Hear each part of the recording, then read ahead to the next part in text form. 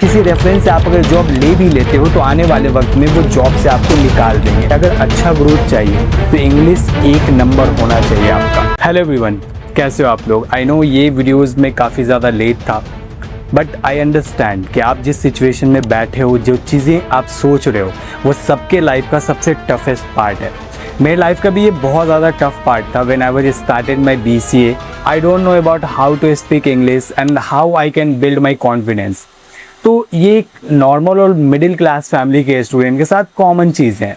अब इस वीडियो को बनाने का मोटिव ये है कि इस वीडियो में मैं आपको ट्रिक्स बताने वाला हूँ कि कैसे आप अपनी इंग्लिश को इम्प्रूव कर सकते हो। और देखो, एक चीज़ हमेशा आप याद रखना कि इस इंडस्ट्री में, IT इंडस्ट्री में, कोई ऐसा तीसमार खान नहीं है जो कि विदाउट इंग्लिश कुछ अच्छा कर सके, क्योंकि IT इंडस्ट्री पूरा गेम प्ले जो है वो इंग्लिश पर है। यहाँ पर आपको मेल राइटिंग इंग्लिश में करना पड़ेगा, आपको क्लाइंट से कम्युनिकेट करना पड़ेगा इंग्लिश में। अब आते हैं इंग्लिश वाले फेस पर। अगर आपको इंग्लिश नहीं आता है तो क्या आपको BCA BTech जैसे कोर्सेज करने चाहिए? बिल्कुल भी नहीं। आप अगर BCA BTech या फिर इससे रिलेटेड कोई भी टेक्निकल कोर्स करने जा रहे हो तो इतना याद रखना कि अगर अच्छा ग्रोथ चाहिए तो इंग्लिश एक नंबर होना चाहिए आपका। और सेकेंड चीज़ आता है कि चलो ठीक है, हमने एडमिशन ले लिया है, तो अब कैसे इम्प्रूव करें।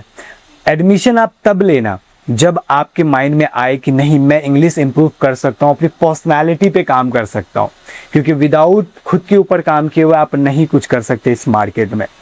तो चलो स्टार्ट करते हैं मेन वीडियो से। अब जब आप अपने कॉलेज में जा रहे हो या फिर आप अपने कॉलेज के लास्ट ईयर में हो, तो सबसे पहले फोकस ये करना है कि आज जितना हो सके आपका कम्युनिकेशन स्किल अच्छा हो, ताकि इंटरव्यू में आप अच्छा कर सको। इवन दैट अगर किसी रेफरेंस से आप अगर जॉब ले भी लेते हो तो आने वाले वक्त में वो जॉब से आपको निकाल देंगे। रीज़न ये है कि आपका इंग्लिश अच्छा नहीं है। मैं पहले एक जूनियर सॉफ्टवेयर इंजीनियर हुआ करता था, असिस्टेंट सॉफ्टवेयर इंजीनियर, फिर उसके बाद मैं बना सॉफ्टवेयर इंजीनियर। तो ये प्रोसेस कैसे हुआ? चूँकि मेरा इंग्लिश बढ़िया था, तो और लोगों के बीच में जब मैं इंग्लिश बोल पाता था, जब मैं क्लाइंट से बातें कर पाता था, तो वो समझते थे कि नहीं, ये आदमी ऐसा है जो कि मेरे क्लाइंट को संभाल लेगा। जब कोई टेक्निकल बग आता है, कोई प्रॉब्लम आता है, तो एक डेवलपर को ही बात करना पड़ता है एक क्लाइंट से। तो ऐसे कंडीशन में मैं उस एबल बन चुका था। तो मैंने खुद को ऐसा कैसे बनाया? देखो, बिफोर ऑफ दैट अगर मेरी पुरानी वीडियोस जाकर देखोगे तो मेरी इंग्लिश अच्छी नहीं थी। मैं एक बिहार बोर्ड से पढ़ा हुआ स्टूडेंट हूँ, जिसका कि हिंदी मीडियम शुरू से रहा है, बट इंग्लिश इंप्रूवमेंट में मैंने इतनी मेहनत करी है जितना शायद कोई नहीं करता होगा। देखो, मैं इंग्लिश बोलना नहीं जानता था, मैं इंग्लिश अच्छे से पढ़ना नहीं जानता था, बट मैंने इस पर वर्क करा है। वो वर्क कहाँ से स्टार्ट करा है? जब मेरा BCA का फर्स्ट सेमेस्टर था तो मैंने एक स्ट्रैटेजी अपनाई थी कि अपने फर्स्ट सेमेस्टर में मैं पूरे इंग्लिश पर इम्प्रूवमेंट करूंगा, जितना हो सके उतना बस इंग्लिश पढ़ूंगा। और ये स्ट्रैटेजी मेरी काम आ गई। मेरे फर्स्ट सेमेस्टर में मैंने इंग्लिश पर इम्प्रूवमेंट किया था, एंड नाउ उसके बाद जितनी भी सेमेस्टर्स थी वो मुझे समझ में आने लगा था। तो उसके बाद मेरा इंग्लिश बढ़िया ही हो गया था। ऑलमोस्ट 6 महीना बहुत ज़्यादा होता है। तो आप अपने लाइफ में क्या करो ना, आप जहां पर भी बैठे हो, आपका कम्युनिकेशन स्किल अच्छा नहीं है, आपको बोलने नहीं आता, थोड़ा रॉन्ग टोन आता है आपकी ज़ुबान में से, तो एक चीज़ हमेशा याद रखना कि इस सराउंडिंग में आपके जो जितने कॉलीग्स हैं, आपके दोस्त हैं, इन सब का फोकस मत करना। लाइफ में ऐसे बहुत सारे दोस्त होंगे जो कि जब आप इंग्लिश बोलने की कोशिश करोगे ना, वो तुम्हें रोकेंगे। अब मैं बताता हूँ कि मेरे कुछ सारे दोस्त थे, जब मैं इंग्लिश बोलने की कोशिश किया करता था तो वो मुझे डीमोटिवेट करते थे। कहते थे, अबे भाई, सपोज मैं एक इंग्लिश का सेंटेंस बोलता हूँ, hello my name is Faizan Siddiqui, I am a BCA graduate and now I am searching for the job. अब इस बीच में बहुत सारी ग्रामेटिकली मिस्टेक आई होगी, डेफिनेटली आई होगी, पर सामने वाला मेरे बात को समझ पा रहा है ना, एटलीस्ट इतना है ना कि वो मेरे बात को समझ पा रहा है। बस इतना ही चाहिए होता है इंग्लिश में, क्योंकि जो लोकल इंग्लिश बोली जाती है वो ग्रामेटिकली कभी स्ट्रांग नहीं होता। तो जब मैं इंग्लिश बोलने की कोशिश करता तो जिनका इंग्लिश बढ़िया होता था वो टोका करते थे कि अबे भाई बिहारी, तुझे बोलने नहीं आता है, तू बोलता क्यों है? ठीक है, अब देख, तूने जो बोला ना उसमें इज गलत है, वहाँ पे एम होना चाहिए। अरे एम गलत है, वहाँ पे वॉज होना चाहिए। अरे वेयर होना चाहिए, तुमने ये क्यों लगा दिया? तो ऐसे लोगों से थोड़ा डिस्टेंस बनाना स्टार्ट कर दो। आप अभी से ही डिस्टेंस बनाना स्टार्ट कर दो, क्योंकि वो आपके लाइफ में सिर्फ डीमोटिवेशन का एक पार्ट है। वो आपको सिर्फ डीमोटिवेट करेंगे और आपको हमेशा एक रॉन्ग वे में जाने देंगे। आप कुछ भी बोलने की कोशिश करोगे, वो अपने आप को सुपीरियर जताने के लिए तुम्हें इंग्लिश नहीं बोलने देंगे। तो आपको अगर इंग्लिश लर्न करना है तो सबसे पहले ऐसे लोगों को अपने लाइफ से साइड करना पड़ेगा। इंग्लिश सीखने का कोई बहुत बड़ा निंजा टेक्निक नहीं है। एक बच्चे को आप ले लो, जब एक बच्चा पैदा होता है, इस दुनिया में आता है, तो वो सबसे पहले अगर हिंदी लैंग्वेज सुनता है तो वो हिंदी की तरह बिहेव करने लगता है, हिंदी लैंग्वेज समझने लगता है। जब वो इंग्लिश वाले कंट्री में पैदा होता है तो इंग्लिश बोलने लगता है, जर्मन में जर्मन बोलने लगता है।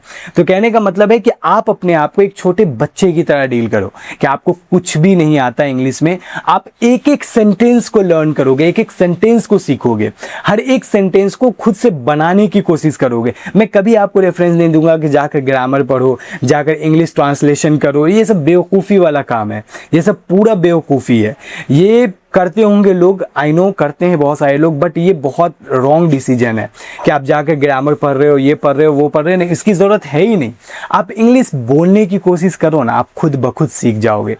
मूवीज़ को ट्राई करो आप, जो मूवीज़ इंग्लिश में हैं। देखो छोटे छोटे ना स्टोरी वाले कार्टून आते हैं यूट्यूब पर जो इंग्लिश में होते हैं, बड़ा अच्छा अंडरस्टैंडिंग होता है। वहाँ से जाके आप कार्टून वीडियोज़ देखा करो। पर डे एक वीडियो देखना है, बहुत ज़्यादा नहीं देखना है। एक अकबर बीरबल की कहानी देख ली, कभी तेनालीरामन की कहानी देख ली। आप स्टडी करो, आपका जो सिलेबस का बुक है ना वो पढ़ना स्टार्ट करो।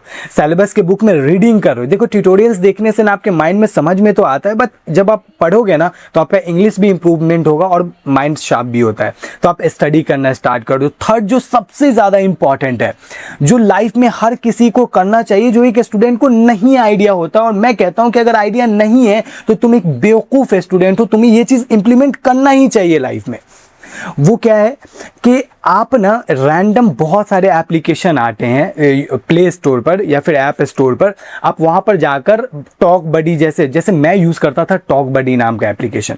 उस एप्लीकेशन पे क्या होता है कि आप रैंडम किसी को भी कॉल लगा लो, इंडिया, पाकिस्तान, बांग्लादेश, नेपाल, ऐसे बहुत सारी कंट्री से लोग वहाँ पर ना रैंडम कनेक्ट होते हैं। आप जब कॉल लगाओगे तो रैंडम लोग कनेक्ट होंगे जो कि वो भी इंग्लिश सीख रहे हैं और आप भी इंग्लिश सीख रहे हो ना। वो आपको जज करेंगे ना आप उनको जज करोगे। मैटर क्या है कि दोनों सीखने वाले हैं। तो ऐसे कंडीशन में आप उनसे बातें करो। Where are you from, what are you doing right now, what is the status of your college and why you have joined your college, why you want to learn English.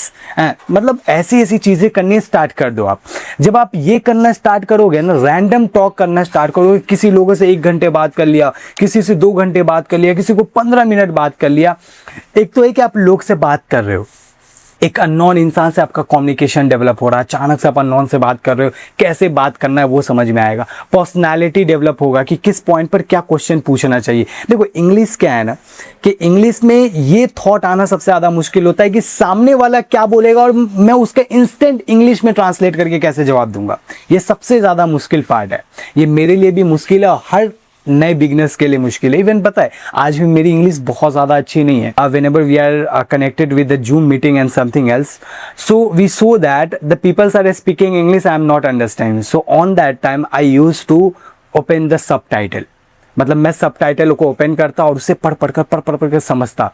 तो ये सारी techniques होती है जिससे कि आप धीरे धीरे खुद को इम्प्रूव कर सकते हो। एंड रही बात कि क्या आपको बीसे करना चाहिए और इंग्लिश इंप्रूव कैसे करना चाहिए, तो इंग्लिश इंप्रूव करने का यही टेक्निक है जो मैंने आपको बता दिया। और अगर इस टेक्निक को फॉलो कराना तो किसी भी इंग्लिश क्लास की ज़रूरत नहीं है, किसी भी तरीके के आलतू फालतू वर्ड्स को रटने की ज़रूरत नहीं है।